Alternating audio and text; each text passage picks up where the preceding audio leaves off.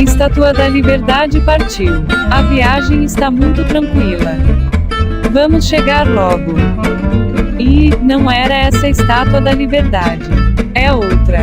Vamos tentar de novo. Estátua da Liberdade partiu. Parece que agora estamos indo na direção certa. Chegamos. Agora sim, vamos começar. Bom dia, Luciana. Bom dia, Eustáquio. Bom dia, Rocha. Bom dia, Alberto. Vocês são a favor do voto impresso? Agora está esse debate do voto impresso no Brasil. Carlos Lupe, do PDT, passou a defender, juntamente com Bolsonaro, Carla Zambelli. Inclusive, a Carla Zambelli citou ele ontem no Twitter, né, elogiosamente. E as pessoas dizendo, não, Brizola defendia o voto impresso. Olha, o mais ardoroso defensor do voto impresso que eu conheço é o Roberto Requião.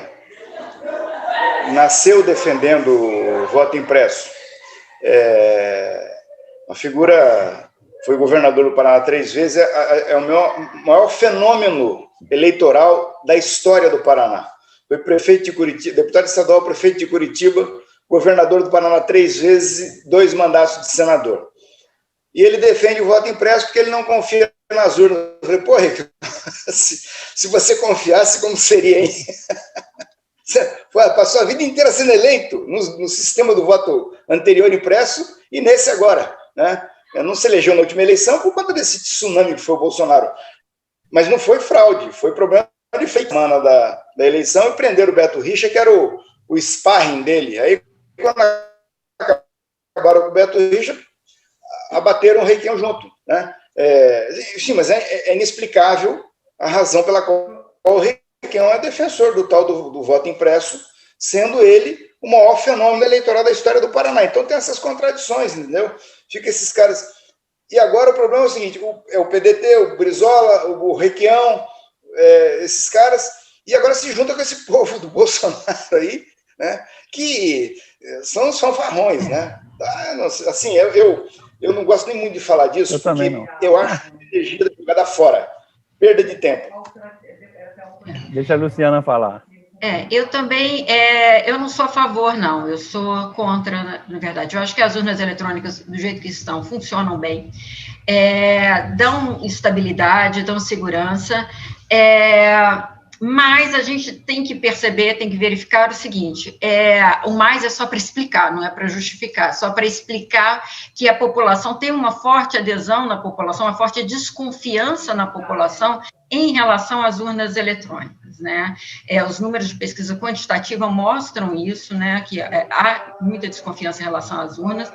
E qual que é a lógica, né, que a população coloca? A população tem desconfiança com o próprio quesito, a própria questão da internet, né? Então, qualquer coisa que seja relacionada à internet, eles acham que existe hacker para tudo. Então, se existe hacker para tudo, por que não vai existir hacker na urna eletrônica?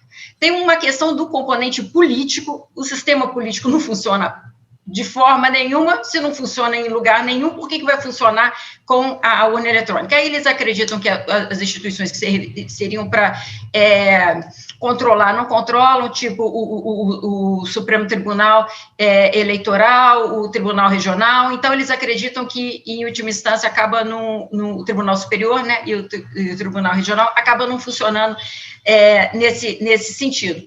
Então, aí que entra esse discurso que tem um certo apelo, que é do voto com esse voto um pouco impresso. A última coisa que eu falo é o seguinte, eu tenho medo, minha maior preocupação é que possa aumentar o controle do voto.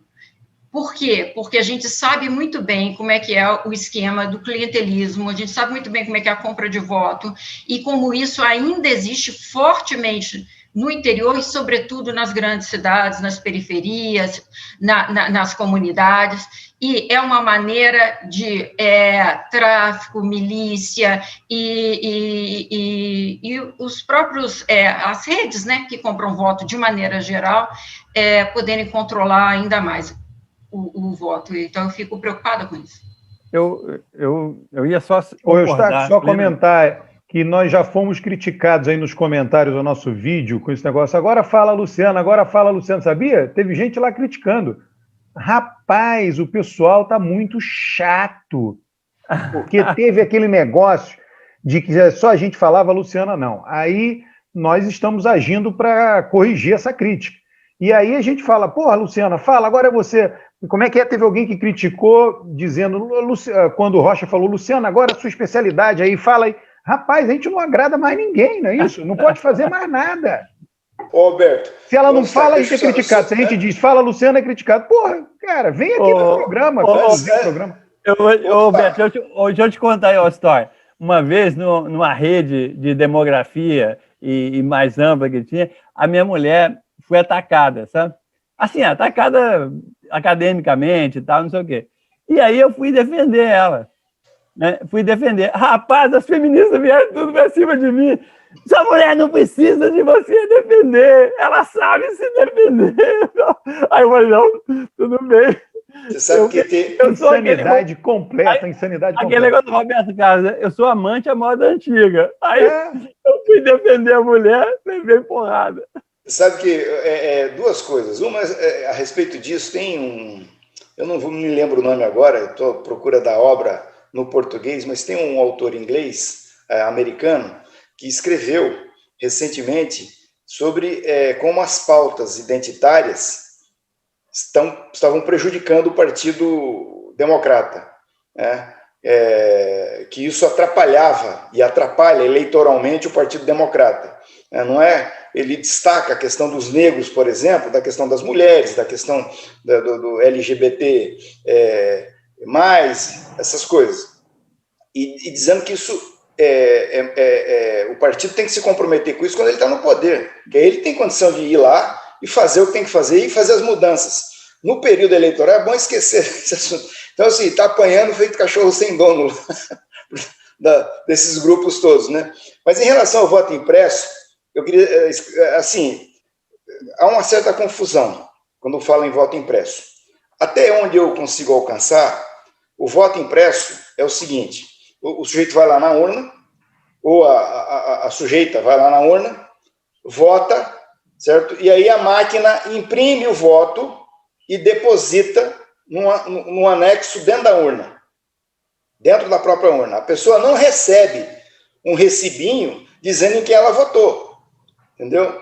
Até onde eu entendi é isso, certo? Portanto, seria um plus para, se eventualmente houvesse uma denúncia de fraude, a gente vai lá, abre a cumbuca da urna e conta o voto físico, né? Esse é o sistema. O problema disso é que vai gastar, como se diz no interior, o negro e o cachimbo para fazer isso. É muito caro, né? E não vale a pena, porque o sistema é seguro. Até hoje não teve nenhum episódio de fraude comprovado, entendeu? Então não faz muito sentido isso. Eu estava falando que eu concordo com tudo que a Luciana falou, concordo com tudo que o Rocha falou também, mas mais a Luciana, viu? Para o pessoal saber. Ih, vai ser criticado. Se você discordar mais da Luciana é criticado, se concordar mais com a Luciana é criticado, não tem jeito. Mas a questão é a seguinte, isso me lembrou os ludistas, né? No início da Revolução Industrial, com os efeitos da Revolução Industrial, muitos trabalhadores começaram a quebrar as máquinas. Né? Então, assim, de vez de controlar as máquinas, melhorar as condições de trabalho, o pessoal resolveu destruir, né, essas máquinas. Então, é mais ou menos uma coisa que está acontecendo, mais ou menos isso. Quer dizer, se é contra o progresso, contra a eficiência, né, do voto. E outro dia eu dei uma entrevista no blog, até da Folha, sobre a China e sobre o censo da China, né, porque a China fez o censo em 2020. E boa parte do censo da China foi feito no WeChat, que é tipo o WhatsApp, tipo o nosso WhatsApp aqui. Quer dizer, tem todo o esquema de segurança, você manda o questionário, a pessoa responde e tal. E aí o jornalista me perguntou se isso não seria uma coisa errada, porque não tem o recenseador, né, para ir lá entrevistar a pessoa. Eu falei, é loucura isso, você achar que um censo precisa de recenseador. Claro. Nos Estados Unidos é por correio. O governo manda o questionário. Manda um código ele manda um código de barras pelo correio, aí você lê, e aí entra na internet. Tem isso também lá. Mas antigamente era por papel mesmo. Papel. Você manda pelo correio e o cara devolve. Hoje em dia, porque sendo eletrônico, é tudo mais rápido, né? Então, você não precisa de recenseador. Só naqueles lugares, quando a pessoa não responde, você manda o recenseador. Então, assim, é como se a gente fosse reclamar lá na China, falar, não, volta o recenseador, entendeu? Volta o voto impresso, volta o recenseador, volta aquelas máquinas de ábaco, né, para você fazer as contas. Não é possível. Não, as pessoas mais jovens não sabem como era a apuração quando o voto era no papel e onde ocorria a fraude. Basicamente, vale aqui rememorar um pouquinho o voto no papel. Então, os papéis entravam na urna, aí tinha um local de apuração, vários locais espalhados pela cidade, cidades grandes. Aí, nesse local de apuração, você tinha uma mesa apuradora que fazia um boletim de urna. Aí você abria a urna, virava, os votos caíam, organizava ali os papeizinhos e ficavam fiscais dos partidos, né, para ver a contagem. Né, eles iam lá contando e escrevendo, né, com a caneta numa planilha quantos votos cada um teve. Né? Bom, ali estava todo mundo vendo. Né? Então, ali naquela contagem não havia fraude. Né? Só que depois... Mas tinha partido que não tinha fiscal em toda a urna. Não, tinha. E tinha controvérsia. E não, esse aqui rasurou assim, anula, não anula, não sei o que lá, esse aqui botou o X mais para cá, mas, enfim, era um negócio sem fim. Né? E aí você escrevia naquela planilha, só que aquilo era um grande rascunho. Então aquilo tinha que ser transferido para uma outra planilha no papel. As compras de votos eram ali, na transferência. Desde que a soma total desse igual, não tinha problema, você trocava voto ali dentro. Ela não era no momento público da apuração em que você virava a urna e tirava os votos. Ela era no gabinete, depois, quando você passava limpo, no papel, os votos. Quer dizer, é uma grande bobagem isso, entendeu? Essa coisa, né, eu acho, viu, Luciana, que não tem controle de voto no Brasil. As pessoas pegam dinheiro e votam em quem elas querem. Esse negócio de compra de voto, ninguém consegue... Né, as pessoas falam de milícia. Olha, a milícia, eu vou falar aqui algo factual, eu não estou defendendo. A milícia é uma prestadora de serviços para a população. Ela está lá diariamente, permanentemente. Então, quando ela pede voto e obtém os votos, isso é uma reciprocidade em função dos serviços prestados para a população. Tem violência, tem tudo isso, a gente sabe disso, coerção, mas tem serviços efetivamente prestados, serviço de segurança, ordenamento do local, e a pessoa retribui votando no candidato apoiado pela milícia. Estão lá permanentemente fazendo campanha. Não é simplesmente... compra de votos, né? Não é simplesmente isso. Não, deixa eu só te interromper por uma coisa. Mas hoje, o que a gente percebe, hoje a gente fez uma pesquisa... Olha, eu vou ser criticado, hein, porque discordei de você, viu, Luciana? Só vou colocar. O pessoal que assiste, tem muita gente que a gente não pode discordar. Ô, Luciana, eu quero concordar com você antes de você falar. Você não vai ser criticado. Não, sabe por quê? Deixa eu te dizer, a gente fez uma pesquisa a respeito disso e foi o que a gente achou, foi justamente isso. Fizemos 8 grupos focais, com as restrições de grupos focais, igual você coloca, né, de não ser estatística, não ter a questão estatística de você poder generalizar para o todo, mas fizemos 8 grupos focais na cidade do Rio de Janeiro para tratar em relação a isso, tratar disso. E o que a gente percebeu é o seguinte... Não existe a questão da penalidade, a pessoa trocar o voto por penalidade é muito, muito residual. Há pouquíssimas narrativas em relação a isso.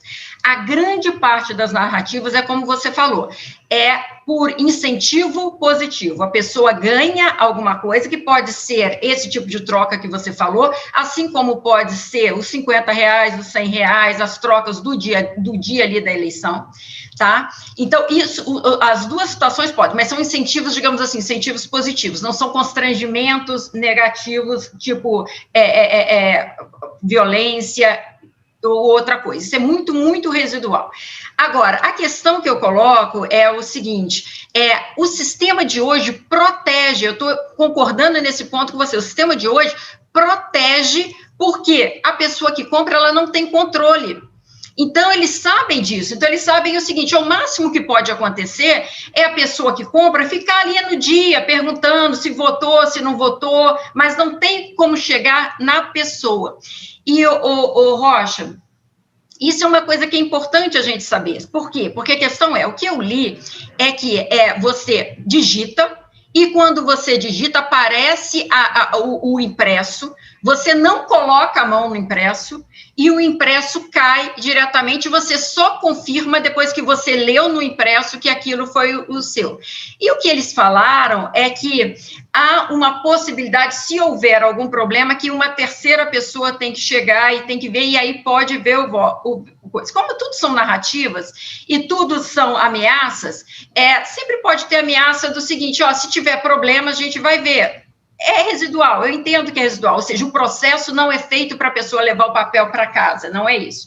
Mas é só isso, aumentar um pouco a insegurança em relação ao voto, porque tudo é narrativa e a ameaça é no campo da narrativa apenas. E o PDT defendendo isso. Hoje o que acontece é o seguinte, viu, Alberto, o que me disseram é que o que pode ocorrer de fraude nesse sistema que nós temos é se todo mundo que estiver na sala, todos estiverem combinados, tá? Então aí é o presidente da mesa, os mesários, todo mundo que está ali, né, inclusive o pessoal dos partidos políticos, combinarem de, no final da votação, dar uma olhada, ver quem não compareceu para votar, ir lá e votar, né, por essas pessoas. Mas aí é uma fraude fora da urna, né? O que eles cogitam, isso que a Luciana está falando também, é uma fraude extra-urna, não é dentro da urna, intra-urna. O que eles cogitam, as pessoas falam, e muitos sem a menor ideia do que se trata, é de fraude no sistema, alguém ingressar no sistema e fraudar a eleição. Certo? Esses dias atrás, no Facebook, alguém falou sobre isso, eu falei, mas é o seguinte, o sistema é um sistema fechado, né? Não tem acesso, ninguém de fora entra no sistema, é um sistema hermeticamente fechado, né? Para a pessoa entrar nele, ela tem que estar dentro, certo? Ela não consegue entrar de fora. Então, é um debate, assim, para mim, estéril, sabe? Mas olha aqui, o sistema aberto que está na internet nunca teve hackeamento, é a declaração de renda. Você já ouviu falar de alguma fraude de declaração de renda que é enviado pela internet? Nunca ninguém ouviu falar disso. Pois é, mas no caso no caso da declaração de renda, tem gente de fora acessando o sistema até para poder depositar a declaração. No sistema eleitoral não existe essa possibilidade, não, mas você não entra lá. É porque eu estou querendo derivar até para outra coisa. A gente poderia votar de casa como você declara a renda. É só utilizar o mesmo sistema de declaração de renda. Nunca houve fraude em declaração de renda. Você já ouviu falar de fraude? De alguém que... Nunca ouviu falar disso.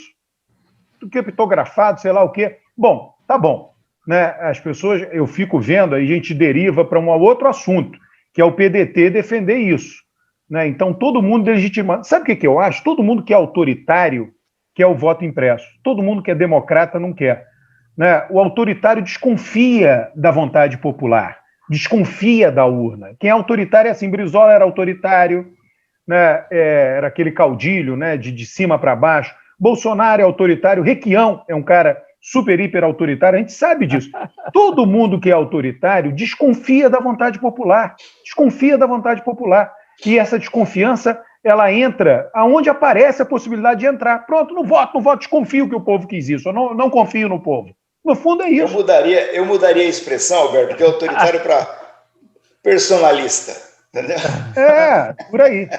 Olha aqui, agora ainda tem essa outra coisa em falar nisso, o personalismo de Bolsonaro, o cara assumiu e aí acabou com o horário de verão, né? Enfim, ele não governa. Essa semana foi inaugurar uma ponte de 18 metros de extensão de madeira no Amazonas, né? Eu não estou dizendo que um presidente não possa fazer isso, mas é que ele faz demais isso.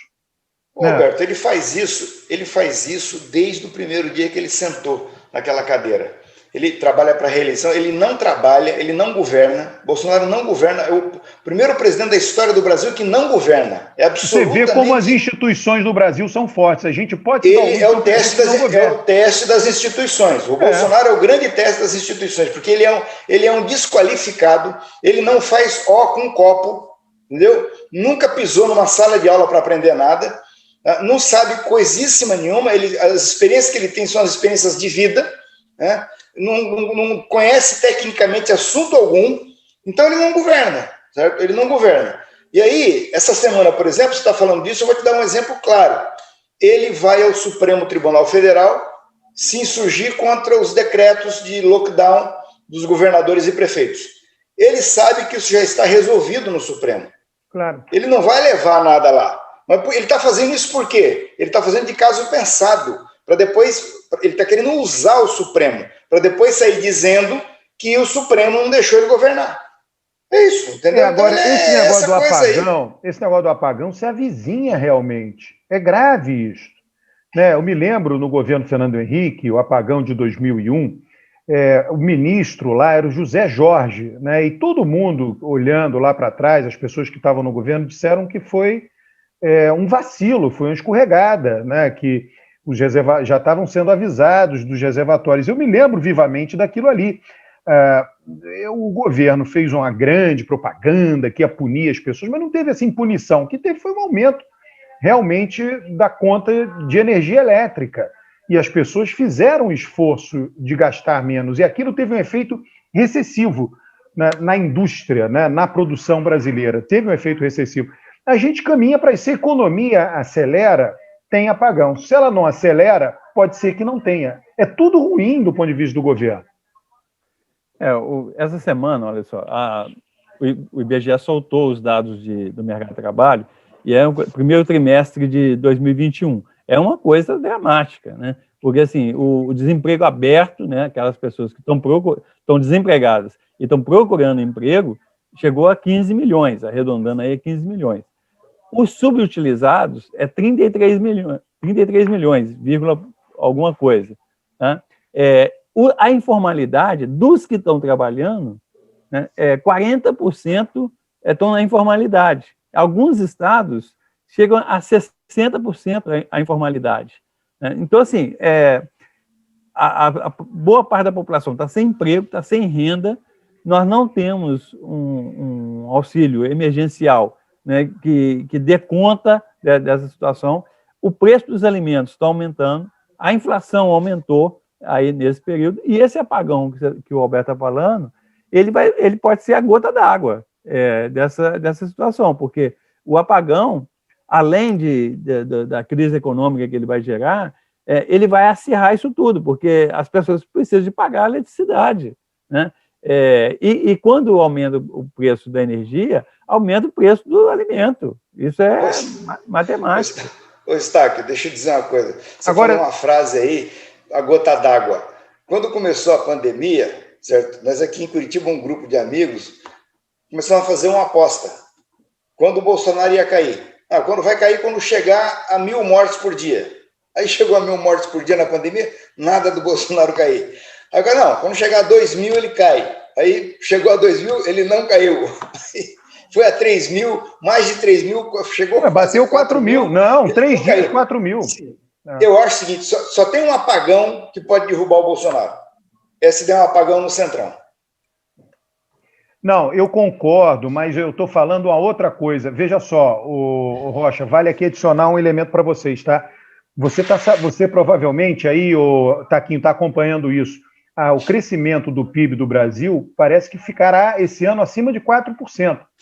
Não, 3%, o Banco Central, a projeção do Banco Central é 3 e pouco. Não, mas já está todo mundo revisando para 4 ou mais, 4,5%, tem gente já imaginando 4,5%. Isso não está sendo sentido pela sociedade, tá? Eu só estou chamando a atenção disso.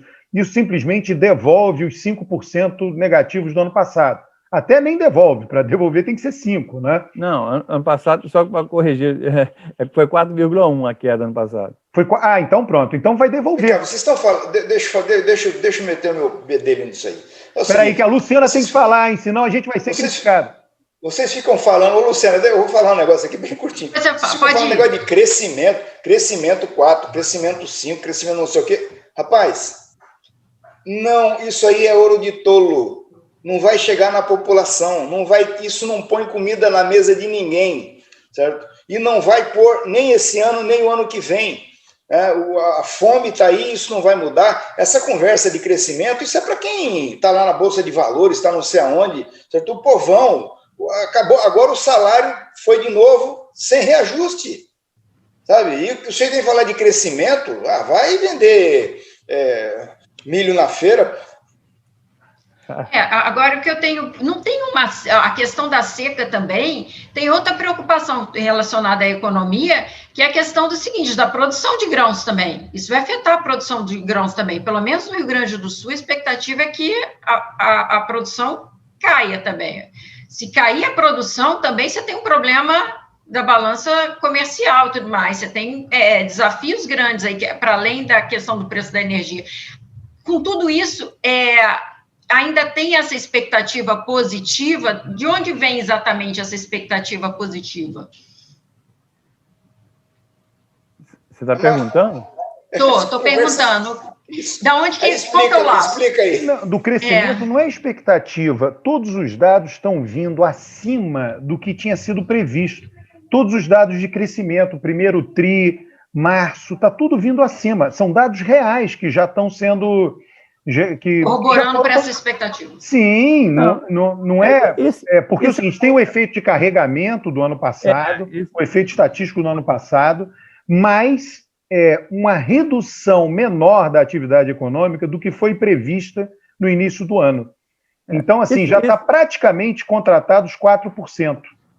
Isso é coisa normal da economia. Quando você tem uma queda tão grande, quer dizer, o Brasil já vinha com um crescimento muito lento. Aí teve uma queda muito grande em 2020, então você tem uma natural recuperação, ajudada, inclusive, pela desvalorização cambial, porque quando desvaloriza o câmbio, as exportações crescem, elas estão crescendo, não é muito, as exportações brasileiras estão menores do que as de 2011, mas cresceu, e aí gera emprego nas exportações, gera emprego internamente, mas o que nós vamos fazer? No máximo, nós vamos voltar a 2019, e que de 2019 já era menor do que 2010. Então, assim, com tudo isso que o Alberto está falando, a renda per capita do Brasil volta para a primeira década do século, né? Então, não é nada... mas isso aí é o seguinte, aí você vê o Sardenberg aparece lá na Globo, notícia boa, vai ter crescimento. Eu fico olhando para esse cara, está morando em Marte. Não é possível. Não, mas, de toda forma, não é, em termos assim, porque efetivamente para o Brasil não o melhor é que a coisa funcione, né? Em termos assim, que a economia funcione. Então, se está uma recuperação, é uma recuperação em termos do ano anterior. Porque, de qualquer forma, gera uma certa exclamação, digamos assim, porque se a gente pensar em termos de pandemia, hoje a gente vive um momento pior do que nós vivemos em 20. Então, assim, se a gente fizesse uma relação direta, não era para a gente estar com essa curva melhorando da economia em termos do comportamento da doença. Né? Então, por isso que surpreendeu todo mundo. Essa terceira, mas aí que está. O pessoal não está considerando uma terceira onda. Se vier uma terceira onda agora, que é no inverno, já existem alguns indicadores que essa terceira onda já começou, mas, na verdade, nós estamos ainda na segunda onda, no alto platô. A terceira onda, provavelmente, ela vai acontecer no final de junho e julho, e talvez um pedaço de agosto. Então, se isso acontecer e vier lockdowns, apesar do Bolsonaro estar fazendo esse decreto dele lá de cumprir a Constituição, né, que o raciocínio do Bolsonaro é o seguinte: a Constituição garante o direito de ir e vir. Então, se você faz lockdown, você está indo contra a Constituição. Agora, ele esquece que a Constituição também fala que a vida é o principal direito das pessoas. Então, assim, se você for ir e vir para morrer, o que prevalece é a vida, e não o ir e vir, né? Então, sabe que isso aí é um grande debate na área do direito, dos direitos fundamentais, né? O que é mais importante? Porque na Constituição não existe uma hierarquia entre os princípios, né? Esses direitos macro-direitos que você está falando aí. Não está lá escrito na Constituição que o direito à vida é mais importante do que o direito de ir e vir, ou que é o direito à liberdade de expressão e tal. É tudo artigo 5º, Rocha? A gente fala que... Mas no 5º, a vida é o primeiro. O que vem em primeiro lugar é a vida. Mas não há hierarquia. Apesar da ordem colocada no artigo, não existe hierarquia. A hierarquia que tem que a gente chama de a hierarquia axiológica. Certo? Se você pergunta para a sociedade o que é melhor, viver ou ir e vir, né? Vamos dizer, não, melhor é viver, certo? Então é mais ou menos isso, tá? Não tem uma hierarquia. Então, assim, o Bolsonaro é pouco provável que ele um dia tenha aberto a Constituição e lido algum artigo. Mas, Alberto, pode falar da pandemia? O Alberto está congelado, parece. Aqui, deixa eu só falar mais um negócio para você, pode fazer uma pergunta. Você está falando aí da pandemia e da economia, certo? O quanto a pandemia atrapalha a economia. Eu digo o seguinte, que se não tivesse a pandemia, se não tivesse tido a pandemia, certo? O governo do Bolsonaro ia ser tão ruim quanto está sendo. Certo? Porque esse projeto econômico, isso aí é uma coisa que fracassou no mundo inteiro onde foi colocado. Aqui na Argentina, o Macri ficou um mandato com esse projeto econômico. Ele quebrou a Argentina, faliu, ele não se reelegeu, certo? Porque não tem como você ficar sem dar aumento salarial para o povo, sem gerar emprego, se as pessoas não comerem, não funciona. Ô Rocha, você vai desculpar, mas assim, vou discordar um pouco de você. Vou dar o exemplo do Trump. Tá? O Trump fez uma política neoliberal, né, cortou o imposto do rico, né, favoreceu as grandes empresas, transferiu recursos, né, para a sociedade, e a economia americana cresceu mais do que estava previsto. Então, assim, esse negócio que não funciona é meio relativo, porque assim, não funciona no sentido da justiça social, no sentido de melhorar... O Trump ia ser reeleito, não fosse a pandemia. Para que serve? Não, mas aí a pergunta que eu quero fazer, para que serve a economia? Se não para atender a questão da justiça social. Veja assim, só. Rocha, mas aí vai ter um outro... Vai ter um quantos por cento da economia americana? Quantos por cento da economia americana, certo? No PIB da economia americana, quantos por cento representa as exportações? E quantos por cento representa o Brasil? A questão da industrialização não dá para comparar. Então, o consumo das famílias é a maior parte do PIB dos Estados Unidos. O maior percentual do PIB dos Estados Unidos é o consumo das famílias. O que acontece é o seguinte, veja só, a economia crescendo, igual que aconteceu na economia americana, as parcelas mais pobres da população, elas não ganharam muito, mas também não perderam. E classe média e classe média, né? Isso aí é um volume de voto que é suficiente para eleger o Trump. Então é o seguinte, se não tivesse a pandemia, é isso que o Alberto falou, é quase certo que o Trump seria reeleito.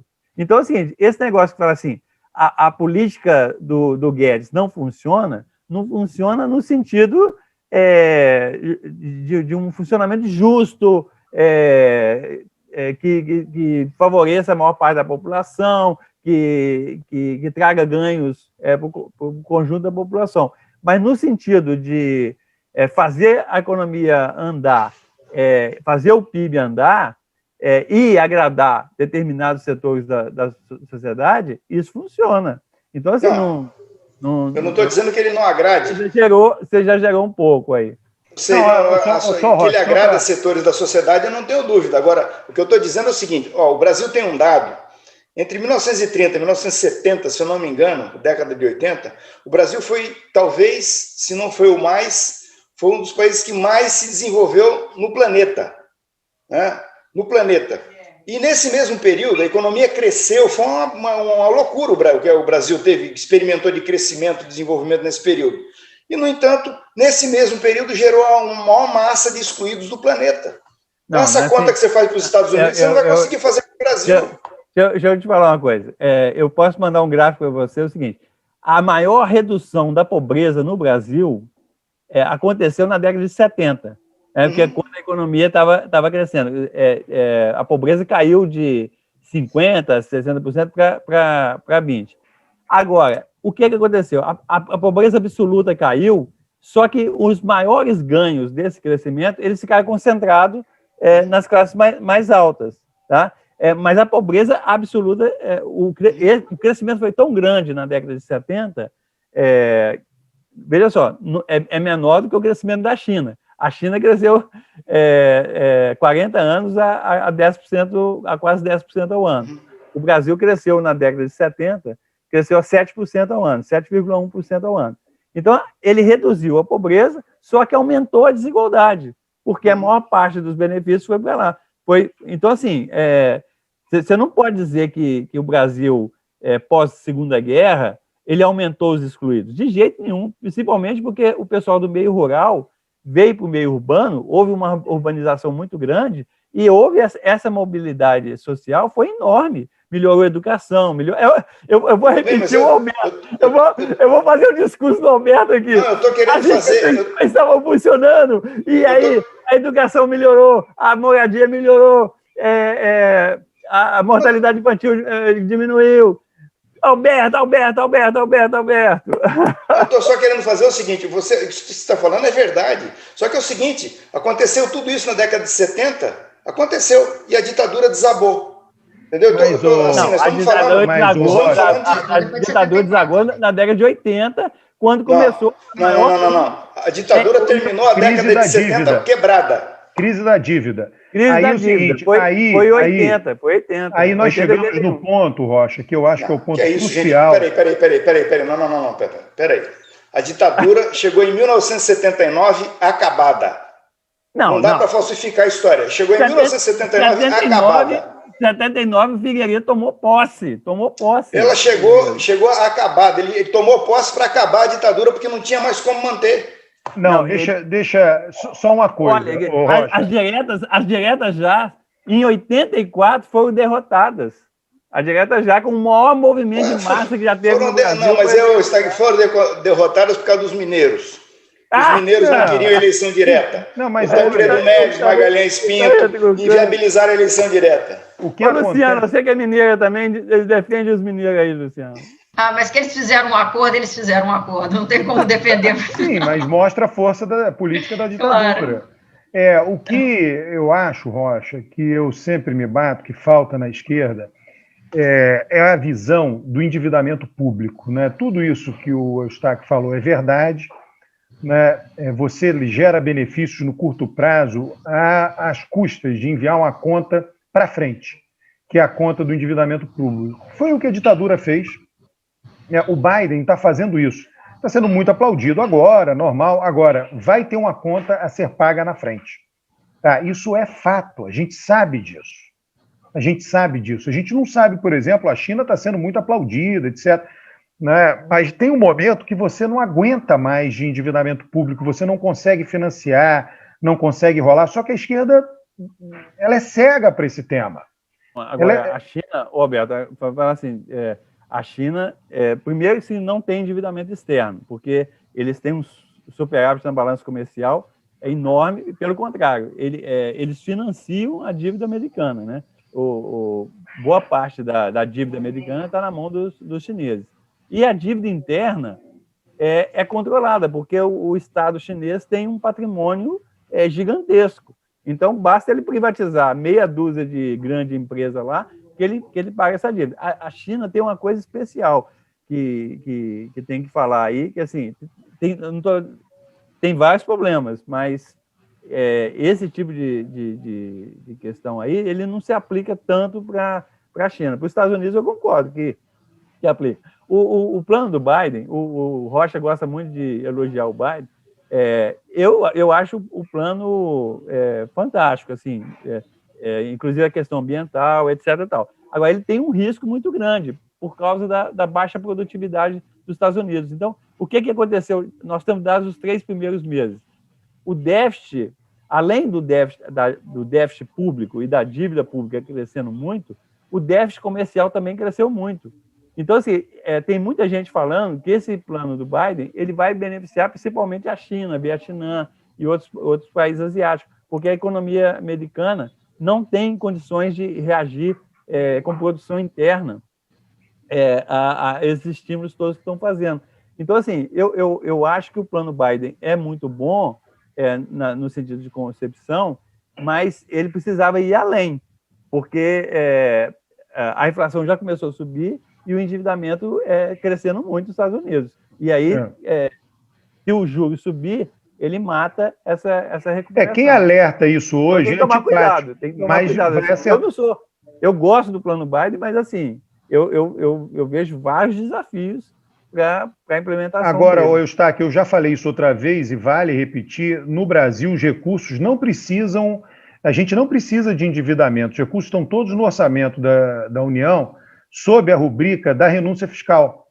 Né, agora o Bolsonaro andou fazendo lá uma brincadeira com a Zona Franca de Manaus. A Zona Franca de Manaus, do ponto de vista distributivo no Brasil, não estou dizendo eleitoral, ter os votos de Manaus, não é isso. Do ponto de vista distributivo, é um verdadeiro absurdo. Você dá 25, 30 bi de subsídio a um Bolsa Família por ano para você importar componentes produzidos lá fora, montar aqui e vender e distribuir no Brasil.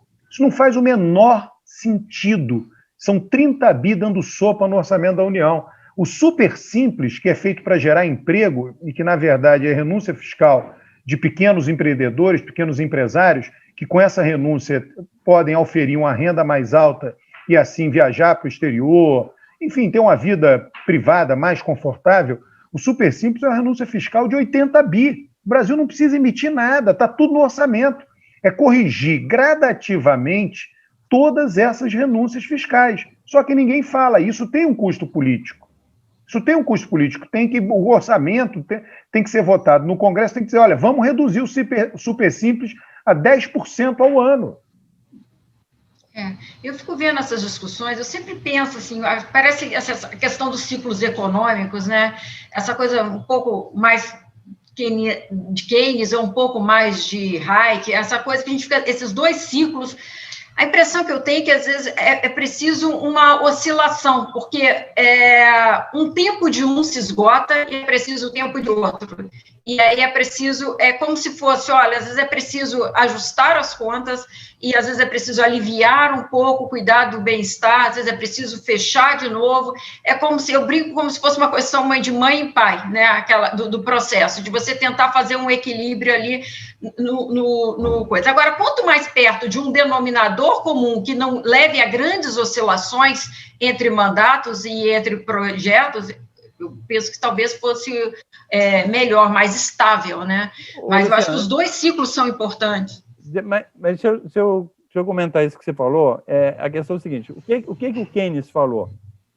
A questão é o seguinte, na década de 30, nós estávamos na maior recessão da história mundial, da história do capitalismo, etc., e a teoria econômica dizia o seguinte, que você tinha de ter orçamento equilibrado, tá? O orçamento do Estado equilibrado. Então, o governo, com a arrecadação caiu, o governo começou a cortar investimentos e aí aprofundou a recessão. Aí o que o Keynes fala? O Keynes fala uma coisa muito simples, é o seguinte, olha, o único agente econômico que pode mudar essa situação é o governo. O governo tem que gastar, e como o Keynes era muito provocador, ele falava assim, é preferível abrir buraco, tapar buraco, do que não fazer nada. É claro que é brincadeira, ele não dava para o povo fazer isso, não. É só uma gozação para as coisas. Então, você gasta, faz uma política anticíclica, você gasta, nesse período, o governo gasta, aumenta a dívida, aumenta o déficit, aí recupera a economia, e quando a economia recuperar, você faz o contrário.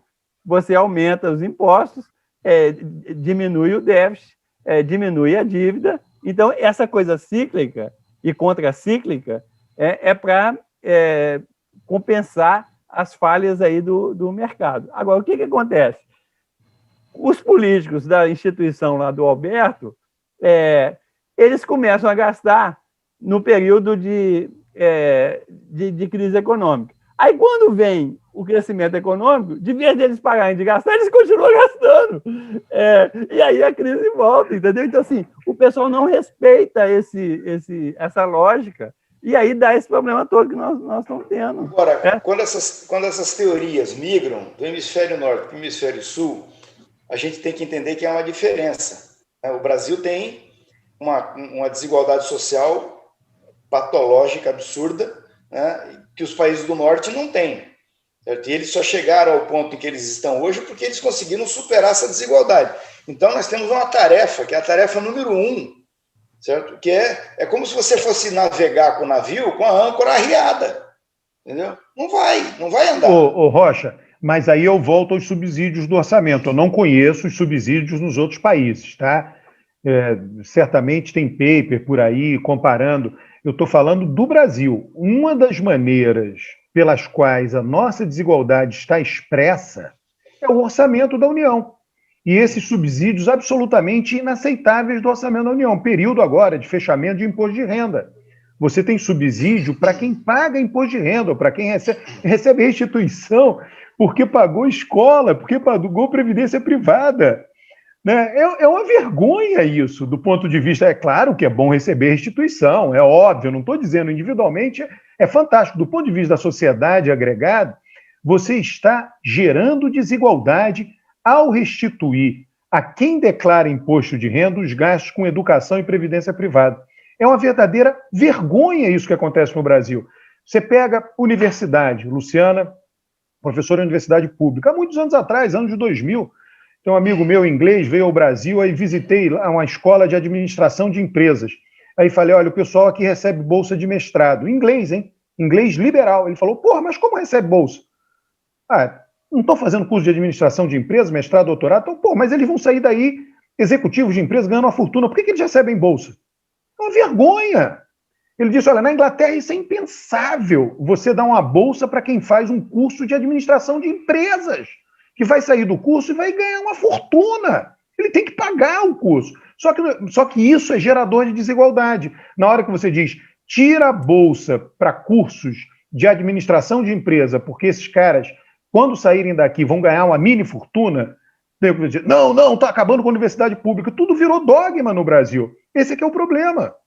Isso é gerador de desigualdade. A desigualdade está ao nosso lado o tempo inteiro. Pessoas privilegiadas no Brasil recebem subsídios do governo. Sim, mas o próprio Estados Unidos agora também fez um pacote de educação que favorece bastante também a educação superior nesse sentido, né? Agora, tem uma coisa que agora eu vou falar, talvez o Rocha você não goste, porque em geral as pessoas, é uma coisa que eu sempre tenho em contra a maioria das pessoas que eu percebo quando avaliam a presidente Dilma, né?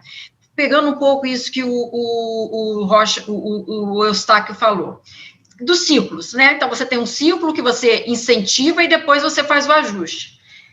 Eu acho que a Dilma existe uma coisa em comportamento eleitoral que a gente chama de oportunismo eleitoral. O oportunismo eleitoral coincide um pouco com essa questão do ciclo, que é o seguinte, olha, você está na beira, você é presidente, está na beira da eleição, e as circunstâncias da economia podem não estar muito favoráveis. O que você faz? Você utiliza recursos do governo para que você possa estabelecer alguns tipos de políticas que tenham ganho a curto prazo, para que te permitam chegar à eleição, mas essas atitudes, essas medidas não são sustentáveis a longo prazo. Então, ela permite chegar até a eleição e depois da eleição a gente tem que fazer o ajuste, né? Então, inclusive, a literatura diz que isso depende do apoio do Congresso, né, da força que se tem no Congresso, e se diz o desgaste, inclusive, que o político que faz isso tem com o seu próprio partido, porque isso é tido como um tiro a curto prazo, porque você consegue se eleger, mas depois, como necessariamente você vai ter que vir com as políticas de ajustes, pode ser que o seu partido não consiga fazer o candidato de novo depois, por conta das medidas que você precisará tomar por ter adotado aquela atitude antes.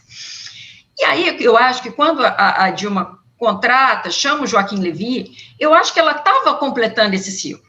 Eu acho que ela estava fazendo esse ciclo de que, olha, porque aconteceu isso na política econômica, a política econômica veio até aqui, agora eu preciso de um reajuste. Eu preciso fazer um ajuste. Eu não vejo o Joaquim Levy como o erro da Luciana, presidente Dilma. você está coberta de razão. Só que sabe o que eu acho qual foi o erro? Quando o Joaquim Levy entrou no governo, ele tinha que ter entrado no primeiro ano de governo.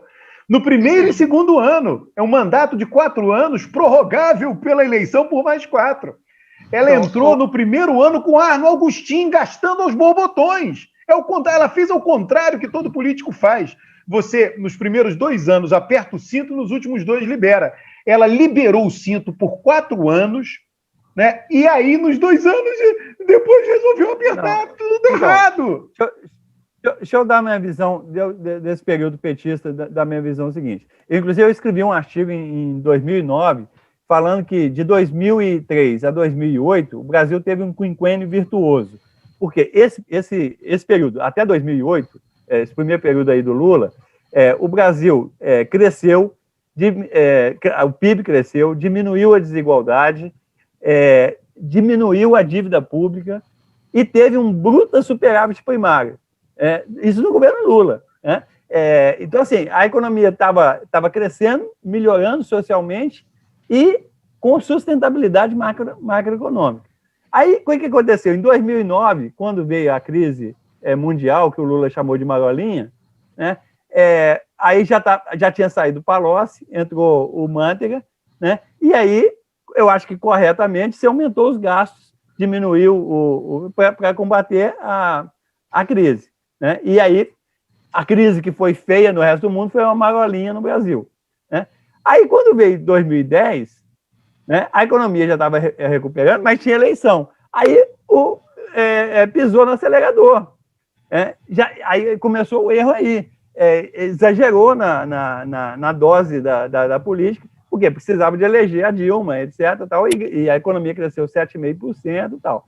Aí, quando a Dilma entrou, eu acho que é isso que o Alberto está falando, quando a Dilma entrou, ela tinha de ter pisado nesse exagero que estava acontecendo, e aí veio um outro problema, que é o fim do superciclo das commodities, que é 2011, 2012.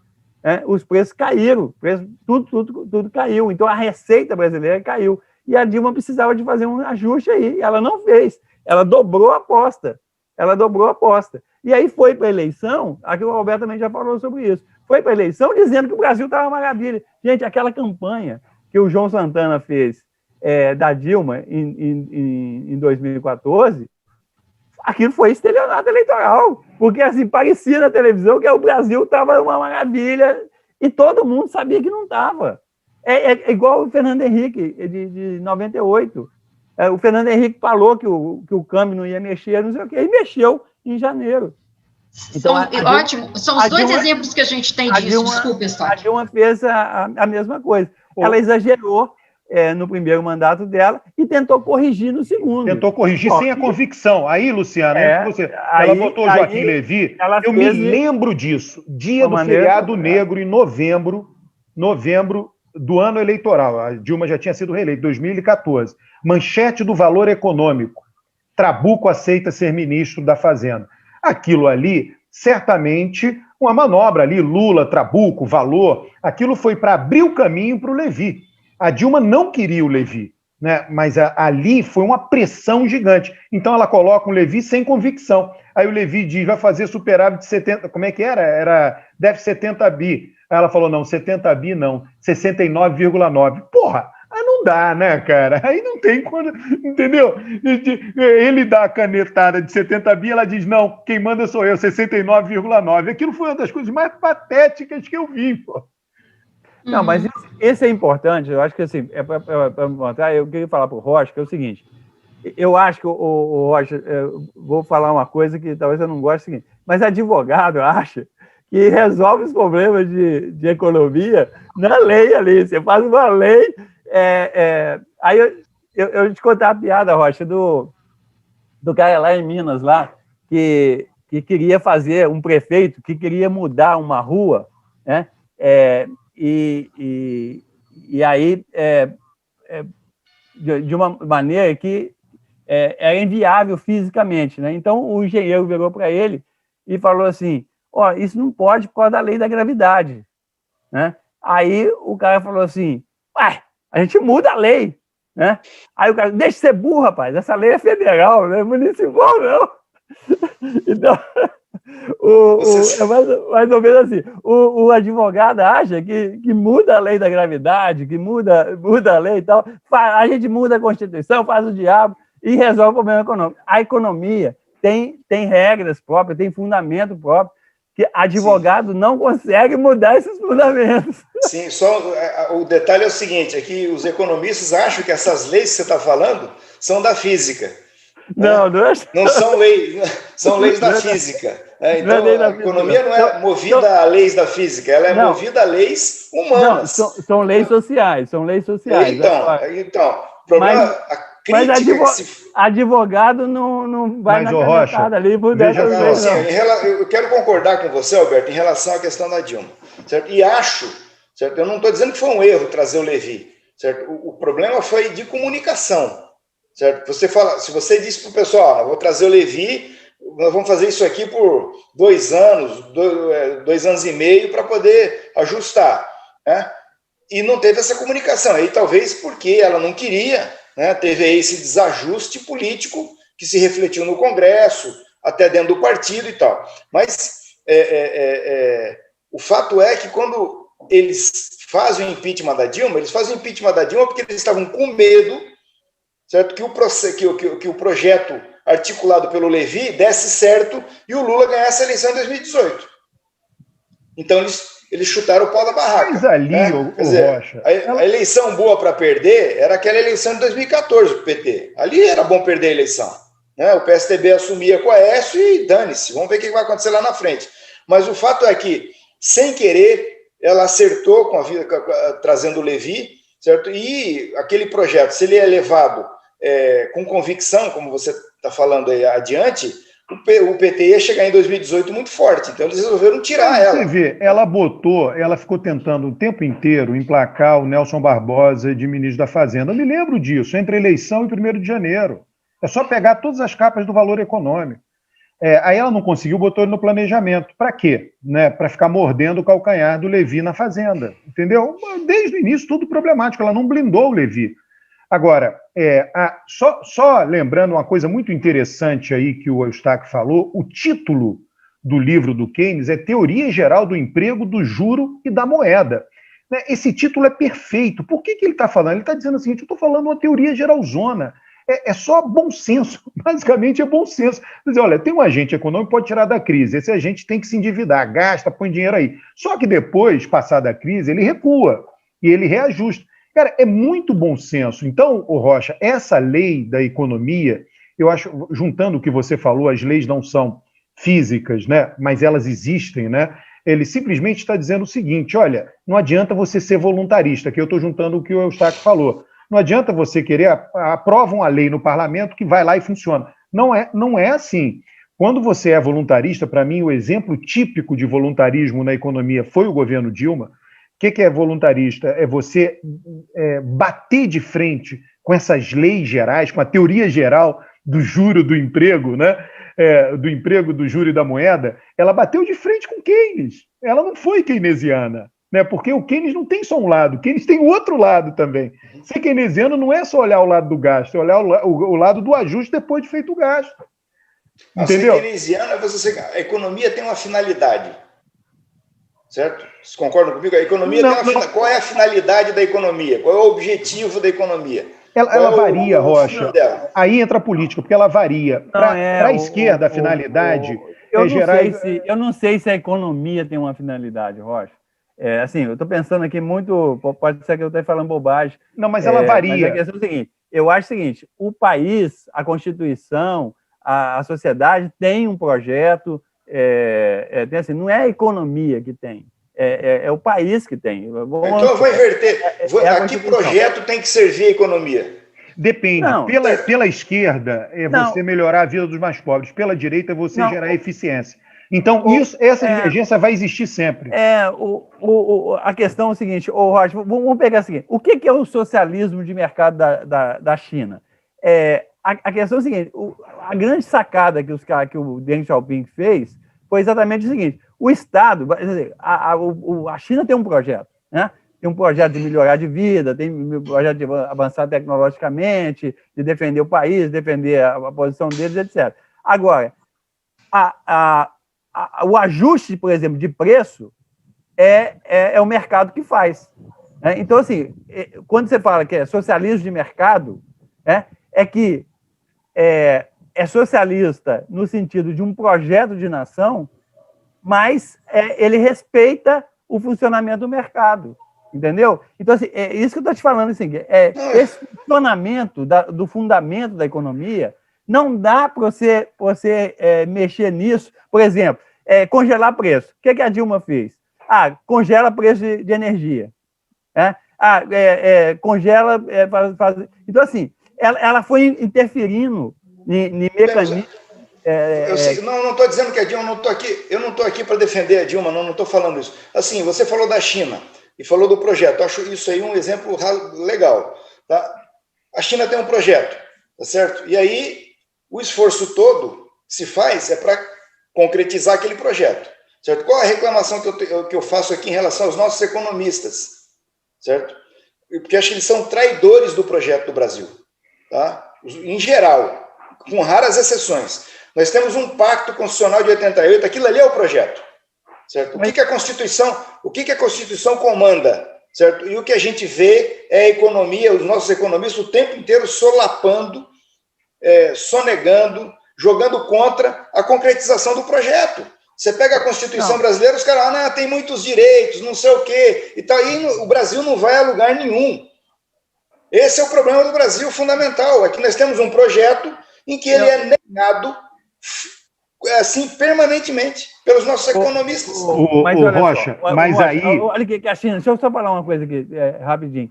A China, por exemplo, o problema de direito, de respeitar direito, depende muito do como é que você está vendo isso aí. Por exemplo, vamos supor, o Brasil tem Bolsa Família, tem auxílio emergencial, mas a Constituição, a Declaração Universal dos Direitos Humanos fala que o emprego é um direito. E a gente desrespeita isso, que é o que eu falei no início do programa. Nós temos 33 milhões de pessoas no Brasil que querem trabalhar e não podem trabalhar. Então, isso é o maior desrespeito que eu tenho que fazer. O que a China fez? Esse direito, que é pleno emprego, né, a China ela colocou isso em prática e fez uma série de coisas. Não é fácil conseguir pleno emprego. E ela desrespeitou outros direitos, inclusive direitos previdenciários, outras coisas, a China não fez. Inclusive, no filho único, ela desrespeitou os direitos reprodutivos, etc. Mas ela tem um projeto que implica, uma das coisas fundamentais é o pleno emprego e educação. Então, é o seguinte, como que se deu a inclusão e o fim da pobreza na China? Dando emprego para todo mundo e dando educação para todo mundo. Não foi pelo Bolsa Família. Isso aí é eleger prioridade. A China elegeu prioridade. Qual é a prioridade do Brasil? Qual é a prioridade dos nossos economistas? Não, aí eu concordo com você. Eu concordo com você. A gente já estourou 1 hora, hein, pessoal? Todo mundo hoje falou relaxadamente. Foi impressionante, viu? Roberto, estava parecendo que nós estávamos numa mesa de bar mesmo lá pela Eu acho. Esse foi o melhor programa desse ponto de vista, viu? A gente tinha que tentar manter sempre assim. Eu falei, o pessoal esqueceu que a gente está aqui, está achando que está papiando mesmo. Olha bacana. Aqui, eu agradeço eu estou num sítio aqui, ó, tá vendo? Eu estou no sítio, ó, com meio de vaca. Agora há pouco passou um gato aí atrás de você, ó. Agora há pouco passou um gato ali atrás de você. Tem gato, tem tudo aqui. Turma, eu agradeço aí. Valeu, Rocha. Valeu. Um abraço, tchau. Gente. Tchau.